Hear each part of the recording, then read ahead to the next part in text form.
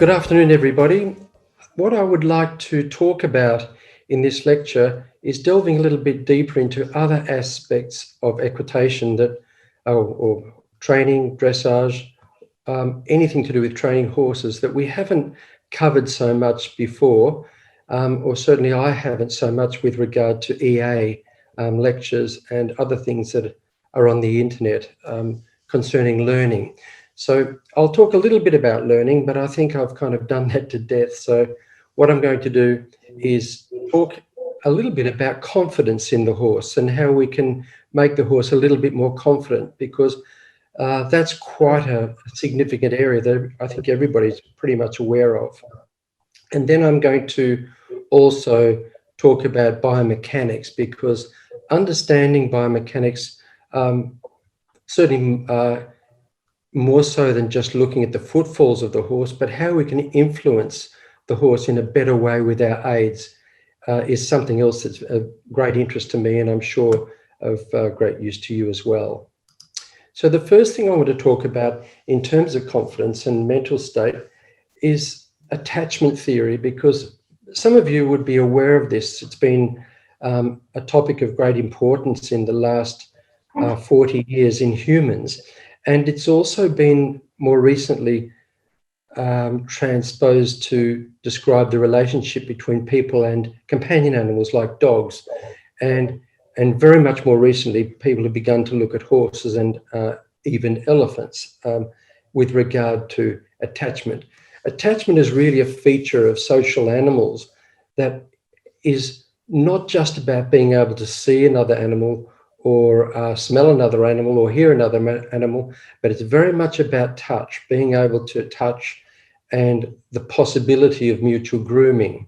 Now, I know this is seen to be a problem by many people, and I certainly thought that way myself for many years, that, you know, we want to keep our horses safe in a paddock. And sometimes if it's an expensive sport horse, we don't feel that we want to risk it being injured or even a bit of hair off. But actually what seems to be emerging now is that if we allow animals to be next to their mates and in a stable, even pull down the bars between horses, as long as they've known each other through a set of yards and been able to sniff each other there's not going to be much problem. And we looked at this in terms of the Manchester police 2 years ago, and they pulled down the bars with all their stables. And we largely did that because there were still a few behaviour problems, even though I'd been working with them for a few years, and they were mostly about insecurity and things like that to do with the horses' bravery. We pulled down the bars and everything changed. The horses were much braver on patrol. And I think we can extend that so much further to our competition horses, that if we just allow them the opportunity to touch, because touch is the basis of attachment. It is in humans too. There's a release of oxytocin and endorphins when animals mutually groom each other, or when humans touch each other, and even when we groom and touch our own animals. In human beings, the lack of physical contact is often described these days as touch hunger, because it is such a significant element for humans that are very detached from other humans. And so we can assume, I believe, that horses have the same kind of issues that when they are deprived from other horses. And quite often they get to the point where if they've never had much socialization, that it appears like they don't want touch.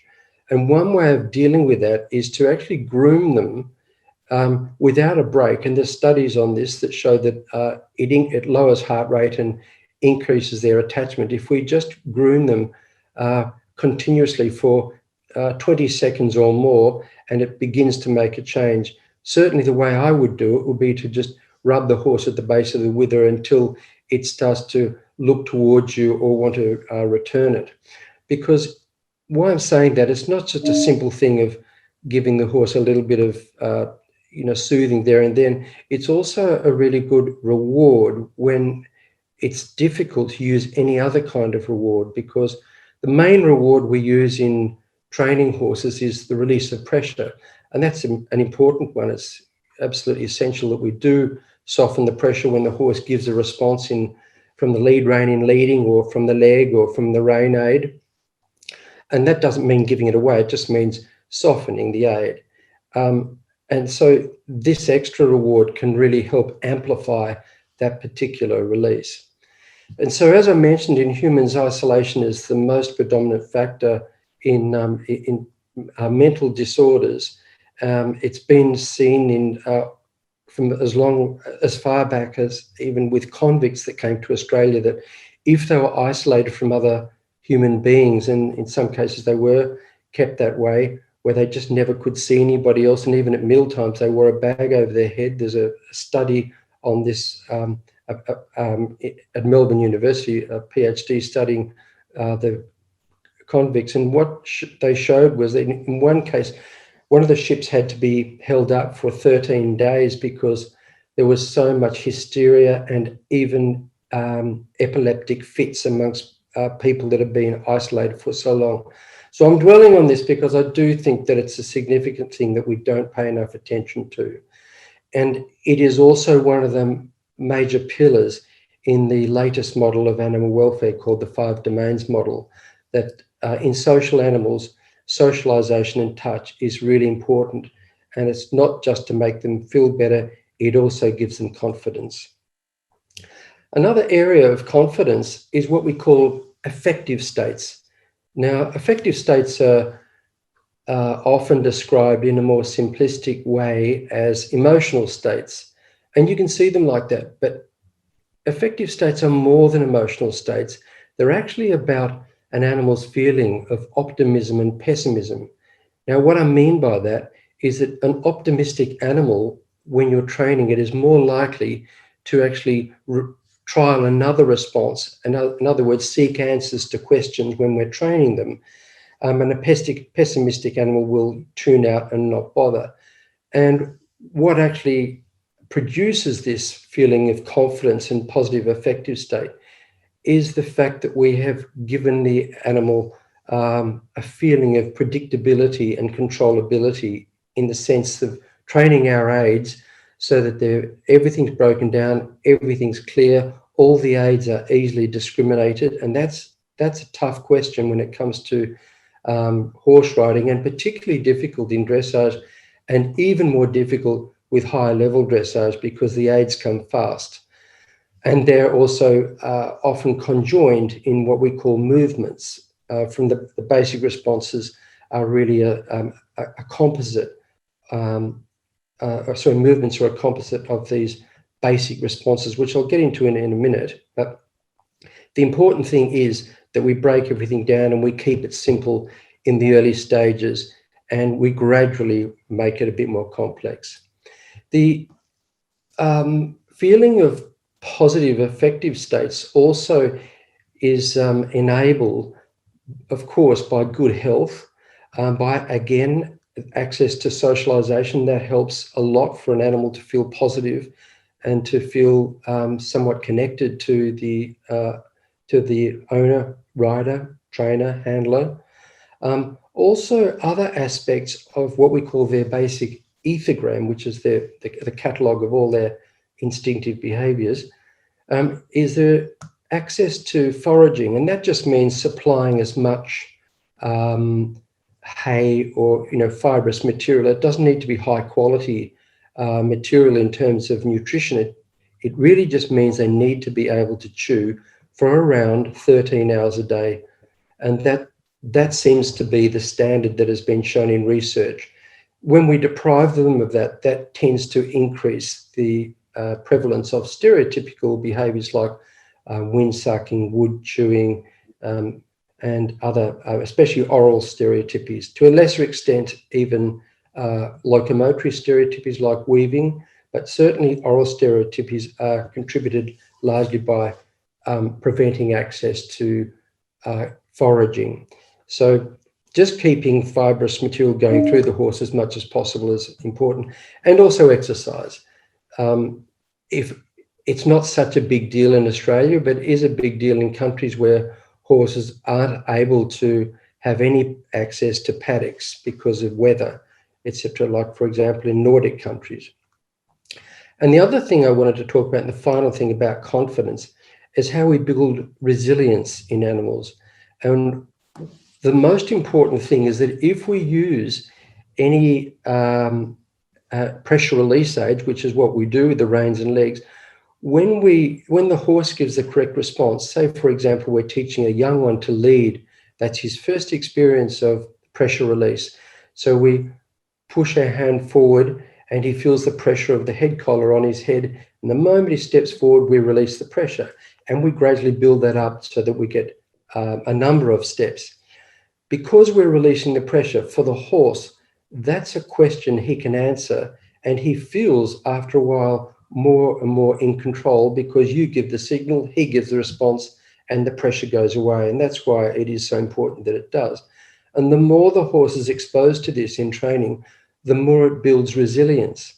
There are some interesting studies on resilience that show that if animals have never been exposed to escapable pressures or escapable stimuli that they find aversive, they tend to be less resilient.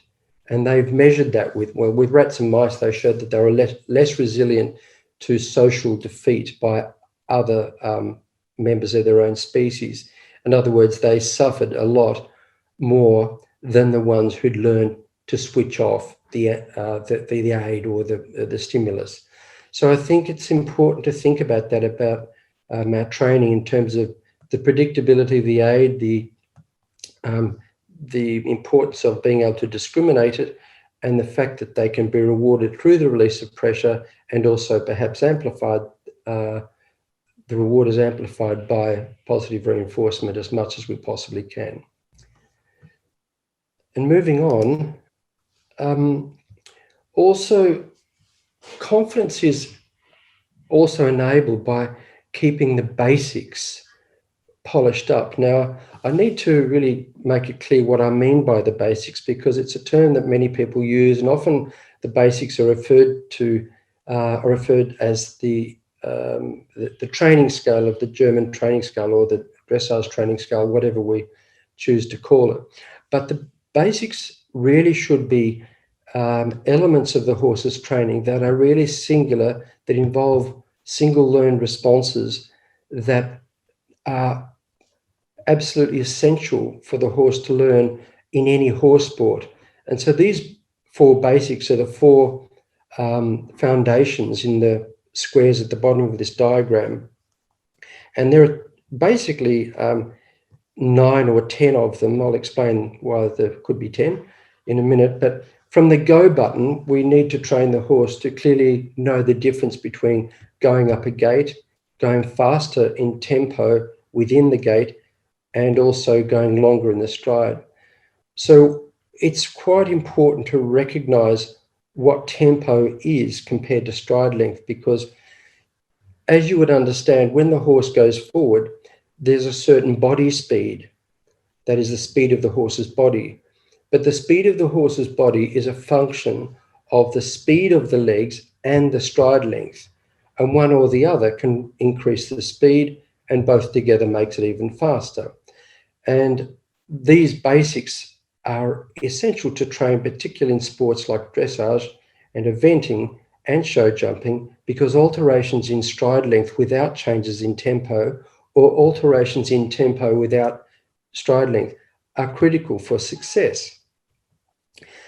Also, we need to train the horse to yield the hindquarters, that is from an aid, a single leg yield aid, just so we can move the hindquarters to the right and to the left, and also to be able to turn the forelegs left and right. And the initial training of this is through the rein aids. Now, certainly later on, it comes through all the other aids. But all of these basics that I've been talking about that are in these 4 blocks at the bottom must come from pressure release aids, because they are aids that can be, to some extent, enforced. You know, we can say, no, you've got to go forward, or you've got to stop, you've got to slow. There are really important safety requirements there. And so in turning the forelegs left and right, we have the the opening rein and the closing rein. Now, we often ignore the closing rein, and many people are afraid of it because judges say never cross the rein over the wither, and that's true.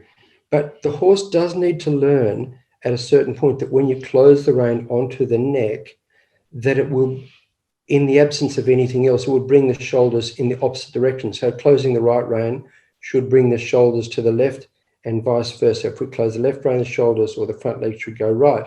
And that enables the horse to learn what inside leg to outside rein is, because inside leg is about going forward, but if we use the inside leg on its own without any rein aid, then the horse is likely to fall out. So inside leg to outside rein basically captures the horse in a way of going that enables him to be more powerful and gives him much more thrust from the hindquarters. And so that's really the basic breakdown of inside leg to outside rein. I'll mention the other ones in a minute, numbers 2 and 3, but I'll just get back to this basic pyramid, because the other thing I wanted to talk about, the final block, is the stop button. That just like the go button, we need to train the horse to be able to go down a gate, to go slower in tempo, and to go shorter in stride.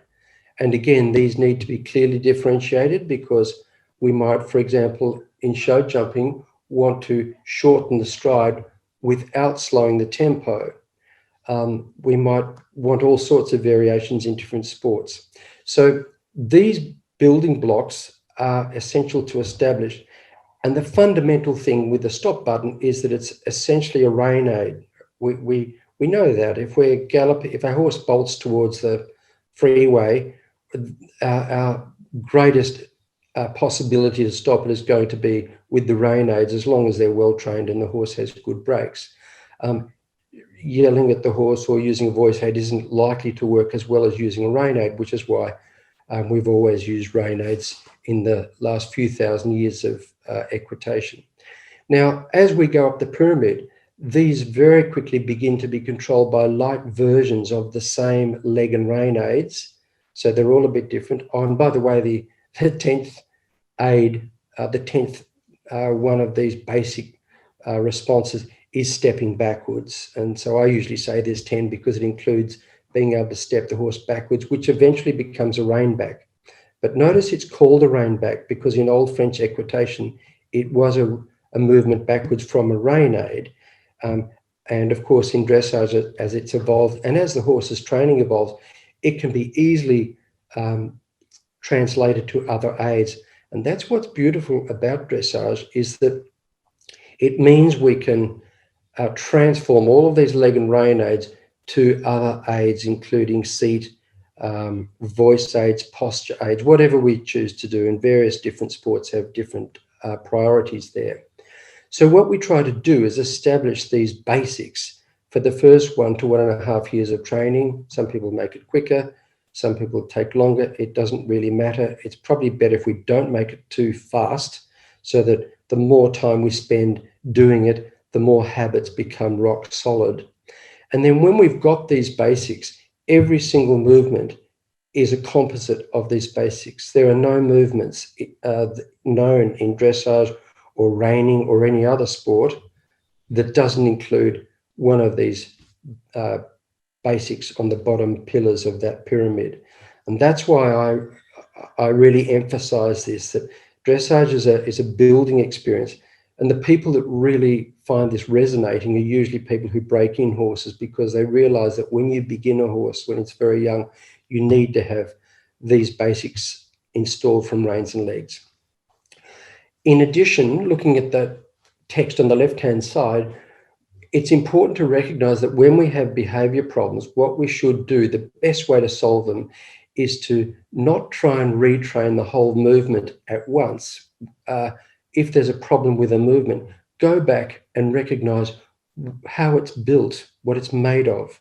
So, for example, if it's a pirouette, it involves a turn of the shoulders, it involves bend, and it also involves yielding of the hindquarters, where one hind leg steps towards the other. And so where is the problem? And if you do them separately, you soon see where the problems are. So dissecting is so critical for that.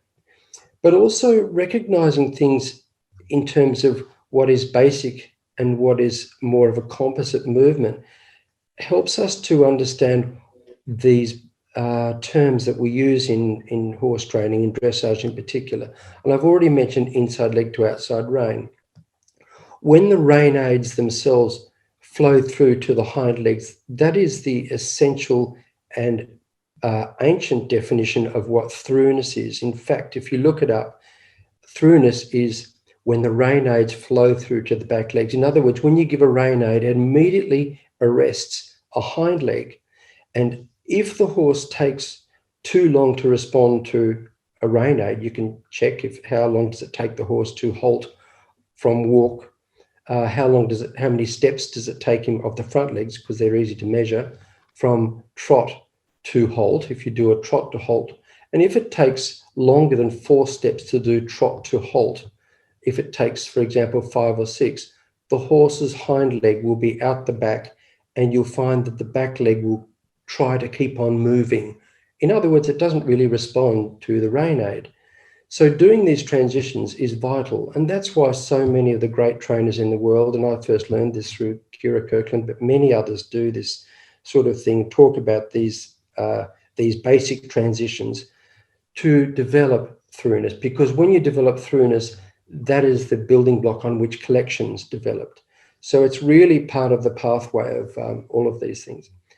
And finally, as I also mentioned, it's important that we do separate tempo from stride length, because together we call it rhythm, but we often hear coaches talk about more rhythm or less rhythm. And I query that, because while they are right, do they mean more tempo or more stride length? Because, for example, if the horse is a warm blood, if you want more rhythm, it usually means you want more tempo because the legs are too slow.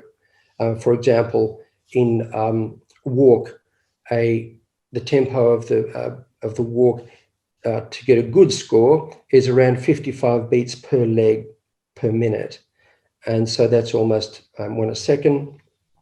And with a warm blood, the tempo is often too slow. They're very good at lengthening typically, but especially the older style warm blood tends to be a bit slow in the tempo. If it's a thoroughbred, on the other hand, it's likely that it's quick enough in tempo, but it's not long enough in the stride.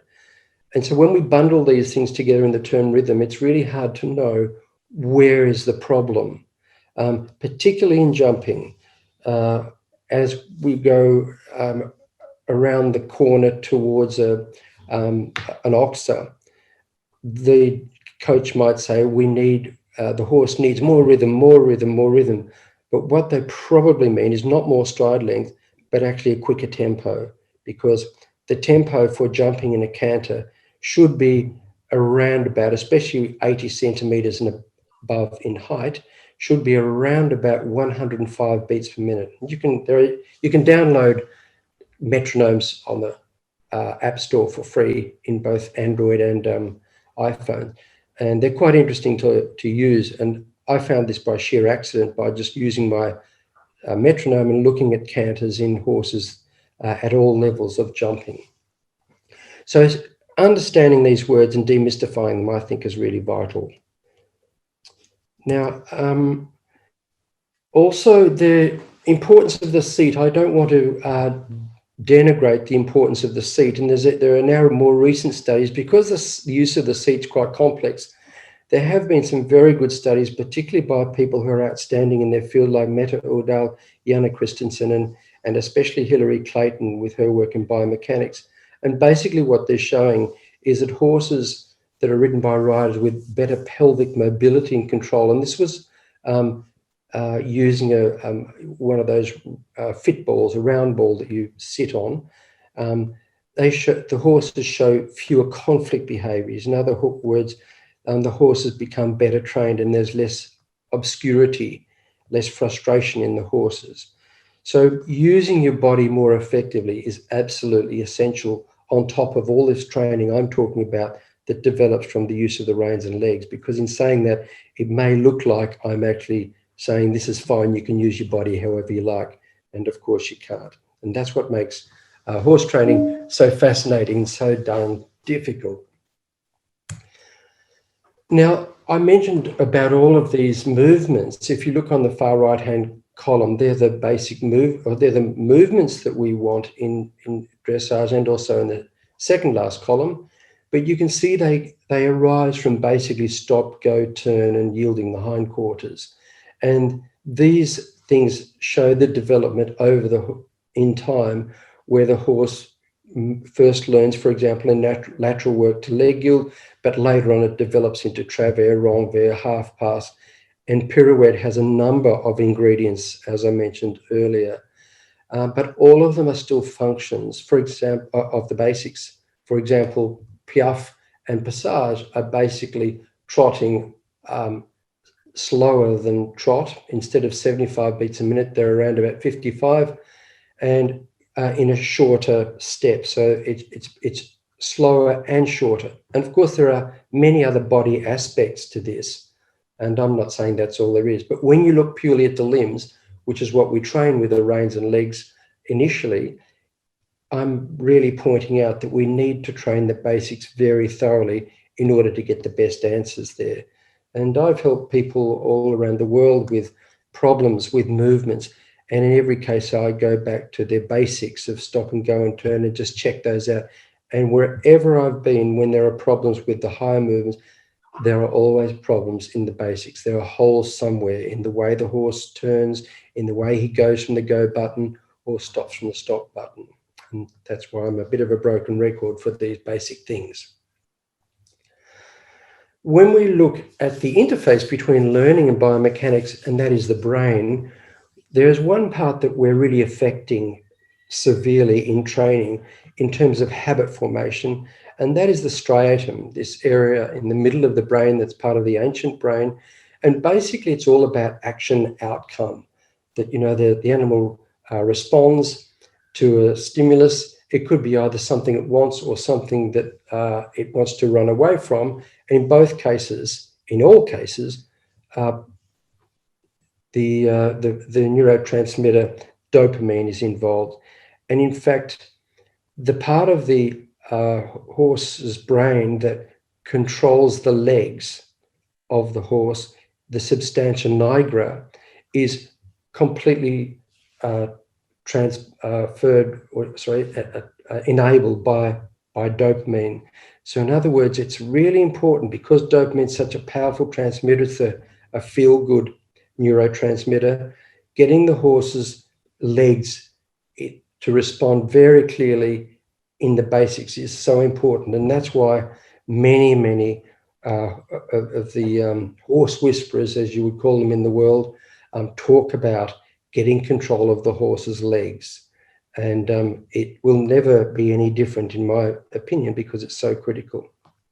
And as I mentioned earlier, resilience is also the outcome of getting this clear control that the horse does to feel more confident, because he knows the answers to questions.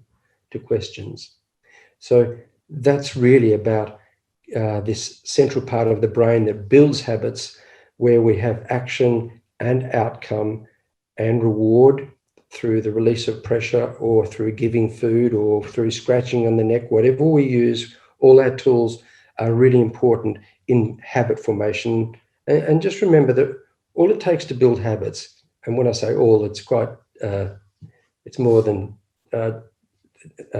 just difficult, it's very difficult, because we've got to be completely consistent, and we've got to be absolutely clear in what we want. We've got to be sure that the horse knows what the question is in order to give the right answer. Looking at the timing of aids, there's some really interesting work by Mazen Aburuchid not that long ago that show that the stance phase is largely controlled by the conscious brain, the swing phase, sorry, and the stance phase is controlled by more of the unconscious elements of the motor cortex in the brain. And so the swing phase, when the leg is in the air, is really the moment when we can adjust it.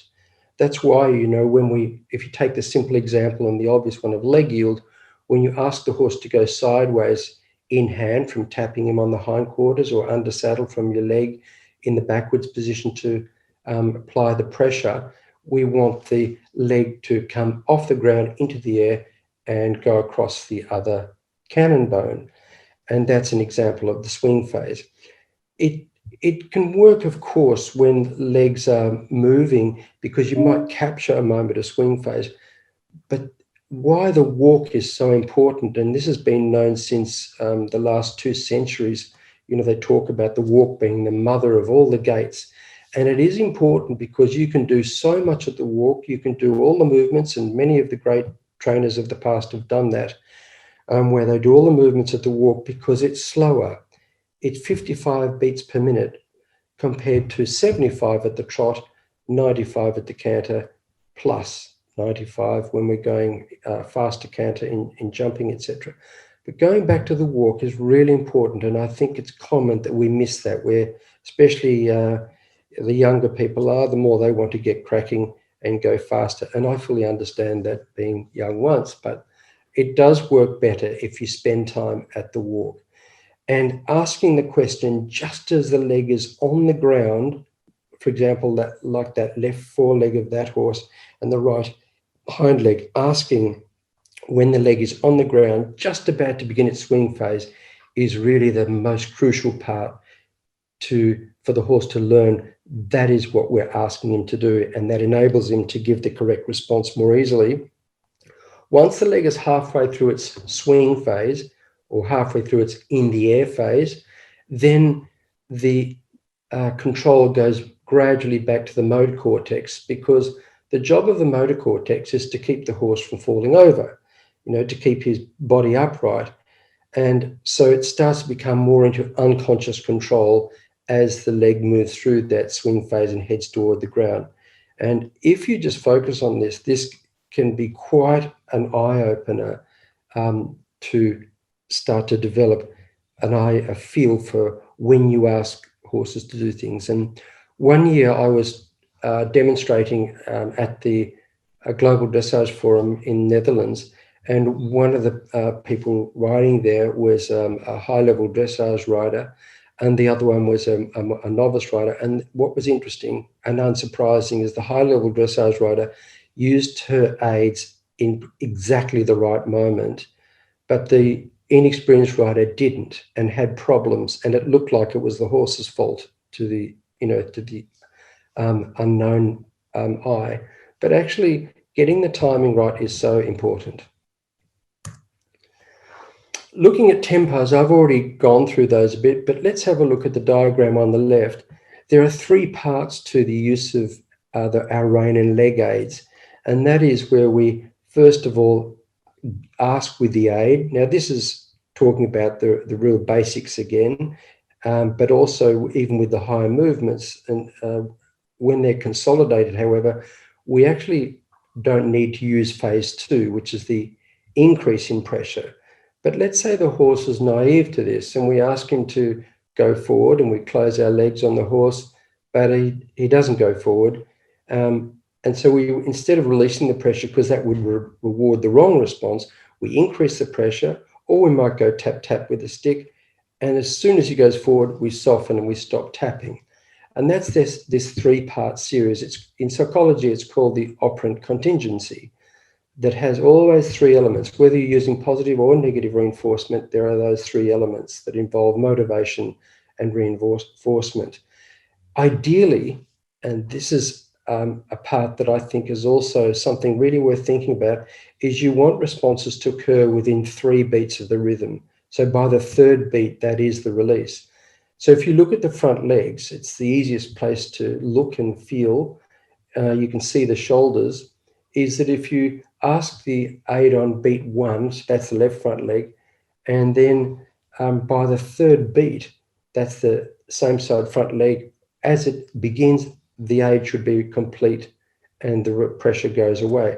So that might mean we might have to use sometimes a little bit more pressure in the early stages, but getting these pressures right means that we don't have to use strong pressures. We only have to, the better we are with our timing, the easier it is for the horse to see exactly what we want, and the more we can compress it, where we just basically give the aid and soften it. So phase 1 leads to phase 3 without phase 2. Looking at the various tempos, this is what I have found really very interesting, is that they are quite narrow. So tempos meaning the speed of the limbs. So looking at per limb, each limb on its own, in walk, each limb hits the ground at around between 50 to 60, but on average 55 is what we want. Anything slower than 50 will be seen as not going forward in the walk. In the trot, it goes up 20, so it's 70 to 80.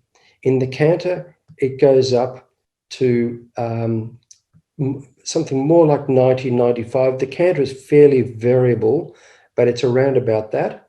When we collect horses, say, for example, collected trot, you can see it goes down 10 beats per minute. So collected trot is on its way to piaffe and passage in terms of collection, but also in terms of beats per minute. And it's easy to do. Just get your metronome out and measure the horses doing these things on YouTube. So canter, as I said, is very variable. We want the horse in jumping to be around about 105 beats per minute, but no less. Ideally around 110 beats per minute is a good canter for jumping. You'll be really surprised when you use a metronome just how useful it can be. And where I started to notice this was when I had gone with my horse to good jumping trainers, and they would have a really good eye for knowing when the canter is just too slow to jump a decent fence. But you can fast track that learning by getting this metronome on iPhone or Android. Okay, so moving on, the central pattern generator is a fascinating area of the horse's spinal cord. It's basically two neural oscillators in the shoulders and in the hindquarters that arranges the gaits. It doesn't arrange the speed because the speed's arranged in the brain, but the actual gaits are within the spinal cord, controlled by these two central pattern generators. The one at the front tells the one at the back what to do, in the sense that the one in the back has to be properly coordinated with the one at the front. But there's feedback, which is why I've got the diagram of the little dots going back. But the major control is the shoulders. And that's something we need to think about, because we often talk always about the hindquarters and we don't mention the shoulders, but actually the shoulders control so much of the hindquarters. So the tempo, as I said, is controlled in the brain by a specialized region called the mesencephalic locomotor region. There is also what we call a cephalocaudal gradient, where the forelimbs predominate, but I'll talk about that in a minute, because I just want to show you where all this came from in terms of evolution. Of course, what is worth thinking about when I talked about the swing phase is that it mirrors the stance. So the speed of the leg through the air is proportional to the speed of the leg on the ground.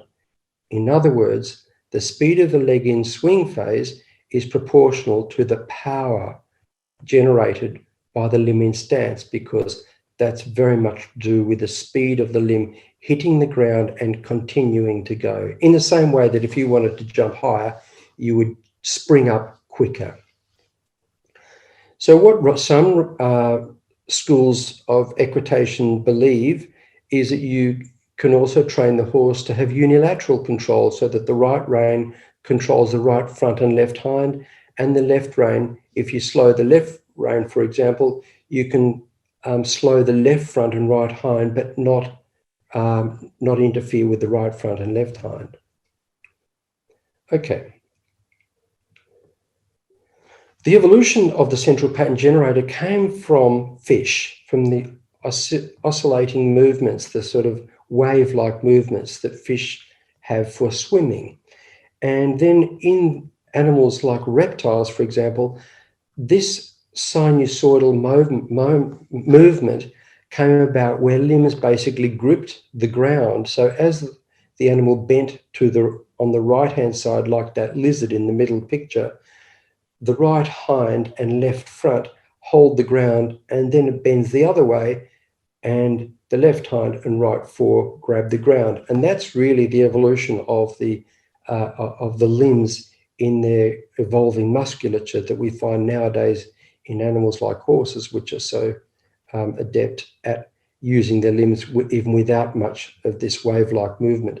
The bigger the animal, the less wave-like movement. So, for example, elephants are completely unable to bend compared to a horse or a cat. So that's the origin of it. Laterality is important to recognize because all animals tend to be one-sided. They tend to be right-handed or left-handed. And what that will mean is that the right front and left hind will have different characteristics to the left front and right hind. As you see with the little dog here, I took this picture some years ago on my quad bike beside the dog galloping, and you'll see that when he changes leg, as he leads on the right front leg, his right hind goes to the outside, which is what happens. And that's why straightness is really not a great adaptation for animals in the wild, because they can't effectively gallop if they're perfectly straight. Otherwise, they would kick themselves in the front legs. So we want horses to be straight in dressage because we're not galloping in the dressage arena, but often they will maintain their laterality. And that's why in dressage, one of the most common things that dressage judges see when you're doing your canter in a prelim test down the long side, that the hindquarters, when the horse is leading on the right front leg, the hindquarters will be to the inside. And same thing for the left front leg as well. And you see that when the horse or the dog changes to the left leg leading, his hind limbs also go between his front legs in the other direction. So when he changes limb, now the right hind goes between the two legs and the left hind is on the outside. So laterality is really very normal, but we need to change it for dressage. So how we need to recognize it is to recognize that the asymmetry shows up in all sorts of ways.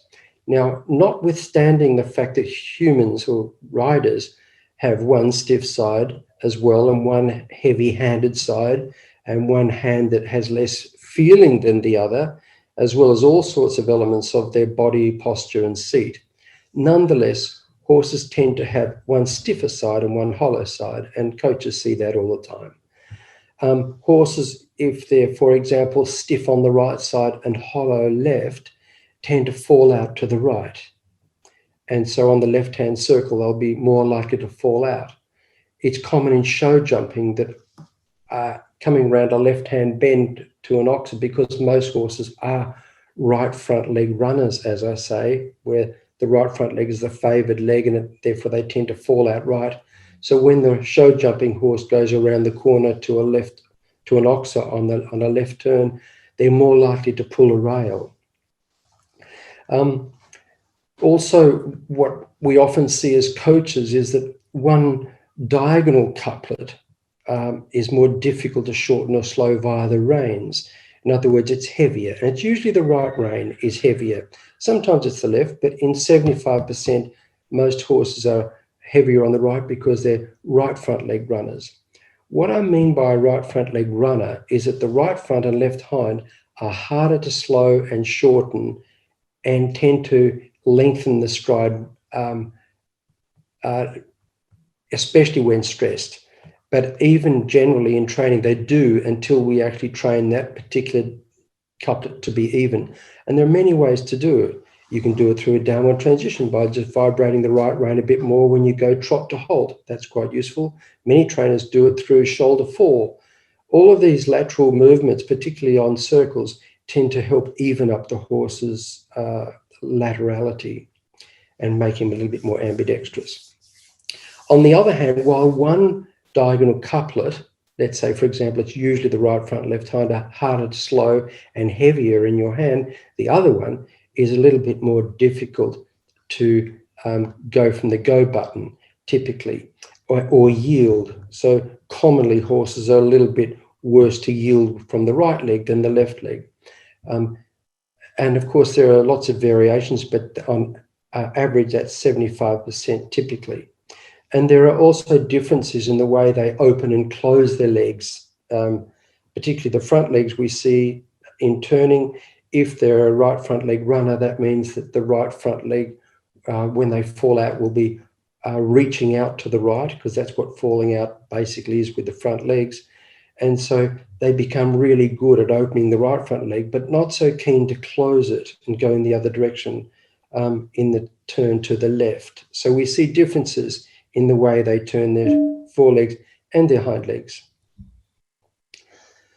We can also make generalizations about the running couplet or the running legs. Let's assume that it's the right front leg as well again. So what we would see is that when we halt, that the right foreleg will typically be in front of the left. Just check it, play with it, see what you think. But it's very common when you ask the riders to halt, you'll see the right front leg is just a little bit in front of the left. And that tells you something. It's a little bit of a warning light saying, hello, the horse's right front, left hind, that diagonal couplet, are a little bit less controlled by a rein aid. In other words, in any aid to decelerate, because if the rein aid doesn't control it, nothing else will, because the reins are so fundamental in the basics. And the horse, you'll see, may also lean on the right rein. As I said, it would be the stiff side. It falls out that side. When you try to shorten the horse's right front leg, it doesn't shorten as well or slow as well as the left front right hind. So the deceleration is quite uneven. And when you step that particular horse backwards in a rein back, you will see that commonly the hindquarters go to the right. That's a very classic symptom of a right front leg runner, where the rider hasn't evened up the laterality that is so natural to horses. In horse sports like dressage, what we commonly see also is that when the horse first learns flying changes, that the running diagonal couplet, for example, the flying change to the right, might be a little bit leaping and running and hard to control straight after the flying change. On the other hand, the flying change to the left might be late behind, because the left front and right hind are the lazy pair, as you would say. So I hope you can see the picture I'm building, that the right front and left hind, that diagonal couplet, are basically running through your right hand, and the left front and right hand are dull to the leg. And so when we give a leg aid for change, it's a little bit late or non-existent. We typically see in piaffe and passage that the steps are uneven, and the horse has often difficulties going from collected trot to passage at certain moments, because it does one bigger step that's running through the rein, running through the rhythm.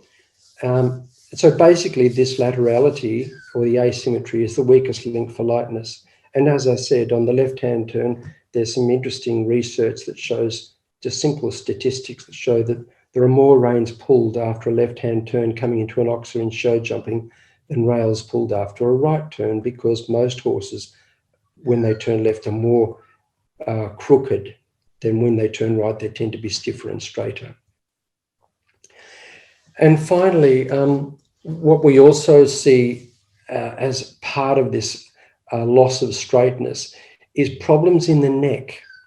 Many years ago, I spoke to Jean-Marie Denois, who's the world expert in cervical issues, and he explained very clearly that when horses are short in the neck, and particularly upright in the neck, when they bulge it around the C5, C6 region, and it causes some elements of pain. It also causes spinal nerve compression to some extent, even some spinal cord compression, but in particular the irritation of these articular surfaces on either side of the vertebrae. And over time, these can inflame, and that's where chiropractors and physios often work, because there's quite a lot of soreness, particularly on the bulging side, which is the side that opens the vertebrae. But you'd think that maybe that wouldn't be the sore side, but it is, because they rub against each other as the horse moves when he's really short in the neck. So these are just very good reasons for training the horse very clearly, very well, focusing on the basics and having a horse that is straight.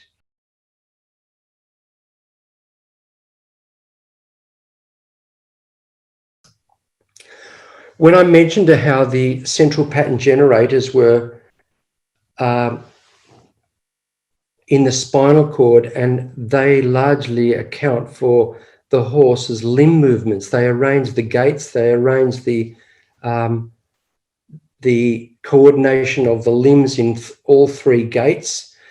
When you decerebrate a cat, and that there's some quite horrible black and white movies on YouTube, if you look up decerebrated cat, where a cat basically with its brain disconnected can still do walk, trot and canter if you stimulate the spinal cord, particularly their central pattern generators. And that's what enables us to know that these movements are in the spinal cord. And see, that's really the reason why, major reason why flying changes take a little bit of time to learn, particularly in horses that are not naturally gifted at flying changes, yet they can still do them in the paddock. But under saddle, it takes a while to learn. It's partly because there's an unconscious element of these movements when you switch from one lead to another.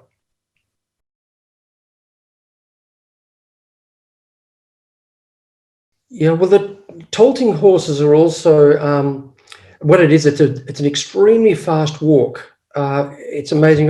Last summer, just before COVID, I was in South America and I rode Peruvian Paso horses for 120 kilometers through the mountains, and they have this same gait as the tolting horse or the Paso Fino. It's a very smooth gait, but it's an extremely fast walk, and they are also quite good at moving laterally as well as diagonally.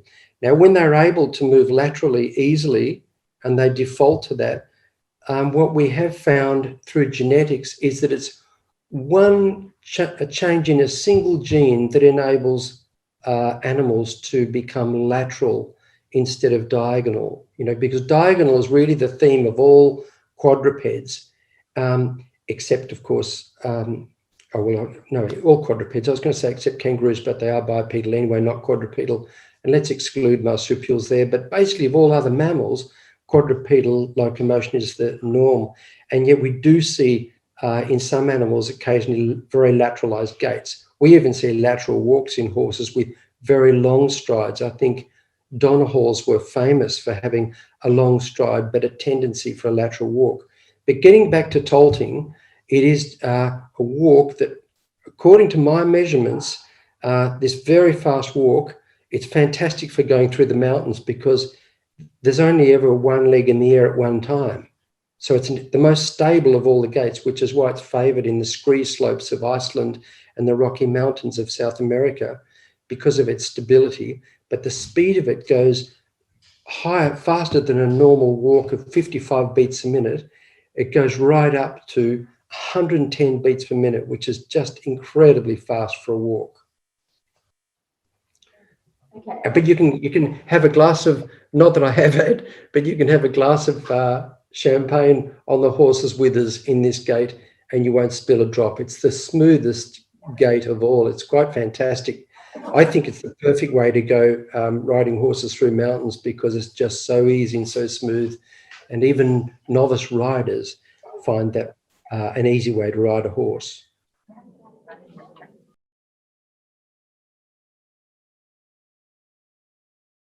Yes, as you see, Hilary Clayton in 1995 and 1994 on this slide, that she observed that. But before I was even aware of Hilary's work, I was actually working in Italy doing a demo for one of their horse fests, and they gave me a dinner in the big stadium where they held a nation's cup. And well, I couldn't speak Italian, so I was just sitting there mostly on my own, enjoying a nice Italian meal. And I thought I would get my metronome out because I'd used it for helping horses in a cur because it's so valuable to know the beats per minute in a cur. And I started measuring these horses and show jumping, and I was completely blown away that they were around about or very close to 110 beats per minute. Then I was working in Virginia in the USA, and I had a fellowship there. And so I was on my own, and I went to a horse show where they had a Grand Prix show jumping for beginners and one for advanced horses. the beginner Grand Prix horses had quite variable canters, and you could, when they're too slow, in other words, slower than 105 beats a minute, you could almost see disaster coming. A horse can still jump a fence at that speed, but he needs to use more power because there's not enough power from the momentum of the horse. And so in the advanced horses that were old stages at Grand Prix, it was very clearly around 110 beats a minute. So, and I've continued to measure that, and it's pretty much the same all through. So there's this kind of parameter. It's all about the power that comes from the leg hitting the ground, which in turn creates the thrust off the ground. In terms of breed and size, yes, it is very much about warm blood and thoroughbred breeds because, of course, tolting horses and other horses have very fast walks, much faster than 50 to 60, as I said, around about 100. And it's also related to size because small horses have faster walks. So I'm glad you raised that, because with ponies, you won't expect them to walk. If they're walking at 55 beats a minute, it'll be very slow because they normally are really motoring along faster. So yeah, it is very much related to breed and size. So I'm really talking more about warm bloods, and it's interesting because judges will say this a horse walking below 50 will say it's not going forward, and they're right, and the tempo is just not fast enough. But that's why I think it's really important to separate tempo from stride length in rhythm, because the problem in a horse's body moving across the surface of the earth might be, if it's got a rhythm issue, it might be it's not fast enough, or it's too fast, or it might be that it's not long enough, or it's too short. Okay, we have a question on elephant training now. Yeah. Do you use the same methods, the same 3 steps when you're training elephants? I do, because that little diagram on the left there, capturing a learned response in 3 beats and 3 seconds, really makes it more likely to form a habit. You know, for one thing you notice with horses that are not as well trained is that their response is delayed and they take too long to do a transition. That's why transition training is so important. And one thing you find with high-level horses that are well trained is that they're really sharp at their transitions. And it's exactly the same for the elephants. The more slow they are and labor they are to give an answer, the more problems are likely to occur, and problems with, you know, responding and obedience. But of course, the tempos are different with an elephant. The tempos are quite a bit slower, and they only walk anyway. Elephants don't trot. But what was really interesting is in 2007, when I was first asked to go to train elephants in Nepal, was all I had with me was a manual on horse training, and I basically took, and I was breaking in elephants there, and I used the way I would break in horses in Australia, and all I had in my hand was the manual for horses, and I crossed out the word horse and wrote elephant, and to this day, that's how we do it. It's barely changed at all, because I just follow those basic principles that I've talked through today. Of course, with a little bit more understanding about learning, you know, operant and classical conditioning and elements like that. But basically, the training of any animal is essentially the same, particularly elephants and horses, because really what you want is an accelerator, a set of brakes and a steering wheel. And everything we do in dressage is actually just more refinement of those things, as well as turning the hind quarters. But everything is just a refinement of that. And I think that's why I like to make it simple, is I think we make it too complex, and we forget that horses just struggle with complexity, and then they start to tune out, and then they get into trouble for being, you know, wrong and naughty or whatever. And so thank you very much.